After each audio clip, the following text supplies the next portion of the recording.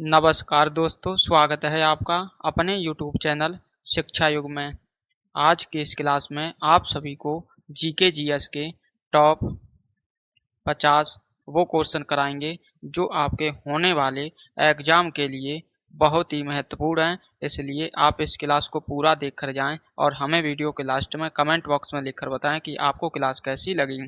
तो दोस्तों, क्लास की शुरुआत करते हैं बिना देरी किए हुए क्वेश्चन नंबर 1 से। कह रहा, सिंधु घाटी सभ्यता के किस स्थल से अग्निकुंड हवन कुंड के साक्ष्य मिले हैं? ये दोस्तों मिले हैं कालीबंगा से। तो सही आंसर हो जाएगा इसका ऑप्शन बी। क्वेश्चन नंबर 2 है, विश्व की सबसे गहरी झील कौन सी है? ये आपकी झील है बैकाल झील, ऑप्शन सी। क्वेश्चन नंबर 3 है, कह रहा, न्यायिक पुनरावलोकन की शक्ति भारतीय संविधान में किस देश के संविधान से ली गई है?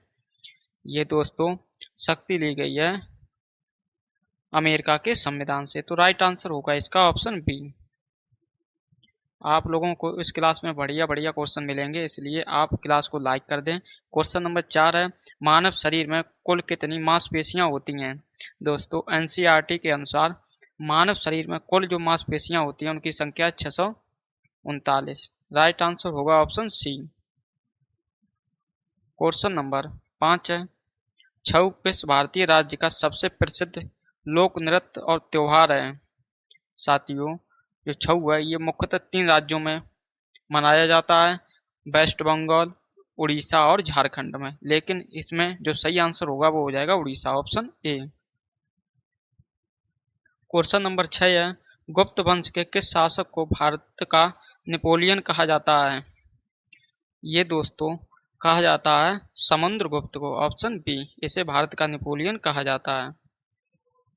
क्वेश्चन नंबर 7 है, कह रहा है, भारत का एकमात्र सक्रिय ज्वालामुखी बैरन द्वीप कहाँ स्थित है?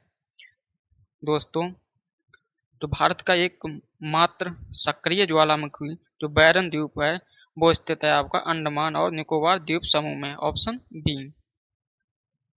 क्वेश्चन नंबर 8 है, कह रहा है, भारतीय संविधान के किस अनुच्छेद के तहत राष्ट्रपति लोकसभा को समय से पहले भंग कर सकता है?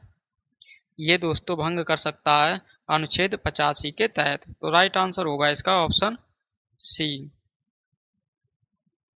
क्वेश्चन नंबर 9 है, आनुवंशिकता का जनक किस वैज्ञानिक को माना जाता है? दोस्तों, जो आनुवंशिकता का जनक माना जाता है वो माना जाता है ग्रेगर जोहान मेंडल को, ऑप्शन बी। क्वेश्चन नंबर 10 कह रहा है, लावड़ी किस राज्य का एक प्रसिद्ध पारंपरिक लोक नृत्य है? दोस्तों, ये आपका हो जाएगा महाराष्ट्र का, ऑप्शन सी। क्वेश्चन नंबर 11 है, इसमें कह रहा है, प्रसिद्ध बौद्ध ग्रंथ मिलंदो मूल रूप से किस भाषा में लिखा गया? ये दोस्तों लिखा गया है पाली भाषा में, ऑप्शन बी। क्वेश्चन नंबर 12 है, भारत की सबसे लंबी नदी कौन सी है जो पूरी तरह भारत के भीतर बहती है? दोस्तों, अगर आपसे सीधा पूछा जाए भारत की सबसे लंबी नदी कौन सी है तो आप लोग गंगा नदी बताएंगे। अगर आपसे पूछा जाए भारत की सबसे लंबी जो भारत के भीतर बहती है वो आपकी हो जाएगी Godavari, option B. Question number 13 है, भारत के प्रथम उप प्रधानमंत्री कौन थे? साथियों, जो भारत के पहले उप प्रधानमंत्री जो थे वो थे सरदार वल्लभ भाई पटेल, ऑप्शन बी। इन्हीं को लौह पुरुष के नाम से भी जाना जाता है। क्वेश्चन नंबर 14 है, आनुवंशिकता की बुनियादी इकाई जीन मुख्य रूप से किस से बने होते हैं? दोस्तों, ये बने होते हैं डीएनए के। सही आंसर होगा इसका ऑप्शन सी। क्वेश्चन नंबर 15 है, अंतर्राष्ट्रीय सौर गठबंधन का मुख्यालय कहाँ स्थित है?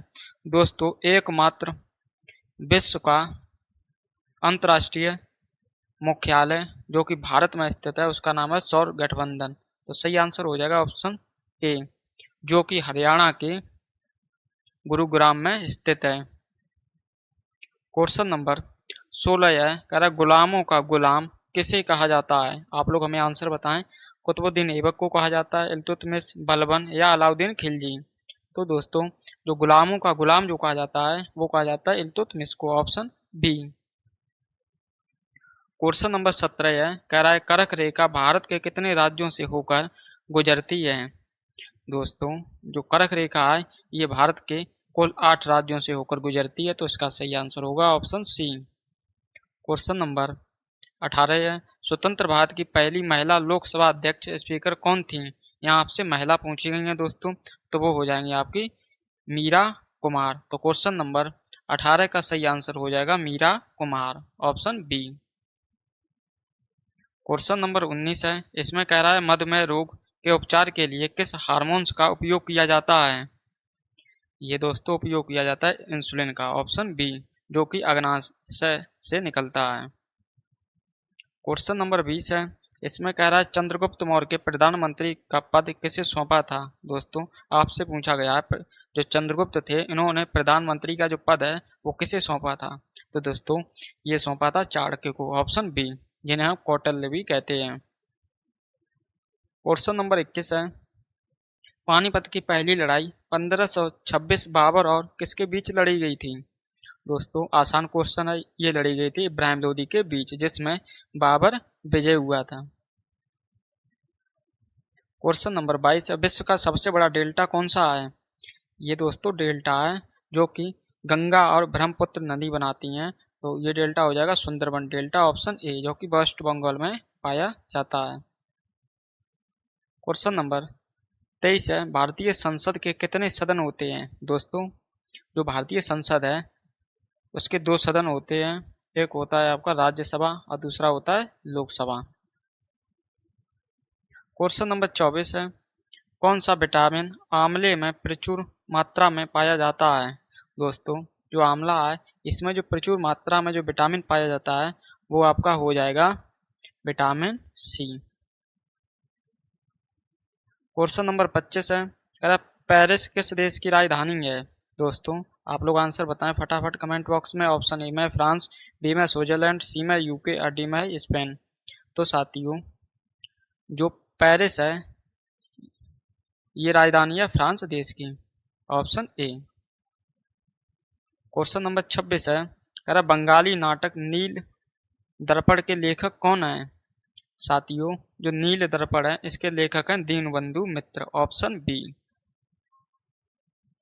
क्वेश्चन नंबर 27 कह रहा है दक्षिण भारत या पश्चिमी घाट की सबसे ऊंची चोटी कौन सी है। दोस्तों जो दक्षिण भारत की सबसे ऊंची जो चोटी है वो आपकी है अन्नामुड़ी, तो सही आंसर हो जाएगा अन्नामुड़ी, ऑप्शन बी। क्वेश्चन नंबर 28 है, इसमें कह रहा है भारतीय संविधान का संरक्षक या गार्जियन किसे माना जाता है। दोस्तों आप लोग बताएं भारत के राष्ट्रपति को माना जाता है या भारत के प्रधानमंत्री, सर्वोच्च न्यायालय या संसद को। तो जो भारतीय संविधान का संरक्षक या गार्जियन जो माना जाता है वो माना जाता है सुप्रीम कोर्ट को, सर्वोच्च न्यायालय, ऑप्शन सी। क्वेश्चन नंबर 29 है, मानव आंख में किसी वस्तु का प्रतिबिंब कहाँ बनता है। दोस्तों जो मानव आंख में प्रतिबिंब जो बनता है वो बनता है रेटिना पर, ऑप्शन सी। क्वेश्चन नंबर 30 है, इसमें कह रहा है भारत ने अपना पहला क्रिकेट विश्व कप किस वर्ष जीता। ये दोस्तों जीता था वर्ष 1983 में, सही आंसर हो जाएगा इसका ऑप्शन सी। क्वेश्चन नंबर 31 है, कह रहा है 1857 के विद्रोह में ग्वालियर से सेना का नेतृत्व किसने किया था। ये दोस्तों नेतृत्व किया था तात्या टोपे ने, ऑप्शन ए। क्वेश्चन नंबर 32 है, भारत में काली मिट्टी का विस्तार मुख्य रूप से किस फसल की खेती के लिए सबसे उपयुक्त माना जाता है। ये दोस्तों माना जाता है कपास के लिए, ऑप्शन सी। क्वेश्चन नंबर 33 है, कह रहा है भारत में अब तक कुल कितनी बार राष्ट्रीय आपातकाल लागू हो चुका है। दोस्तों जो राष्ट्रीय आपातकाल अब तक जो लागू हो चुका है वो टोटल लगा है 3 बार, ऑप्शन सी। क्वेश्चन नंबर 34 है, कह रहा है रतौंधी किस विटामिन की कमी के कारण होती है। दोस्तों जो रतौंधी है इस बीमारी में शाम होते ही जैसे ही अंधेरा होता है वैसे ही जो रतौंधी से ग्रस्त व्यक्ति होता है उसे दिखना बंद हो जाता है। तो दोस्तों इसका जो सही आंसर हो जाएगा वो हो जाएगा विटामिन ए की कमी से। क्वेश्चन नंबर 35 है, कह रहा है ओजोन परत वायुमंडल के किस परत में पाई जाती है। ये दोस्तों जो परत है, जो वायुमंडल ओजोन परत है, ये पाई जाती है समताप मंडल में, ऑप्शन बी। क्वेश्चन नंबर 36 है, कह रहा है भारतीय राष्ट्रीय कांग्रेस की स्थापना किस वर्ष की गई थी। दोस्तों जो भारतीय राष्ट्रीय कांग्रेस है, इसकी जो स्थापना हुई थी वो हुई थी आपकी 1885 में। सही आंसर होगा इसका ऑप्शन बी। आप लोग हमें वीडियो के लास्ट में कमेंट बॉक्स में ये लिखकर बताएं कि आपने 50 क्वेश्चनों में से कितने का सही आंसर दिया है।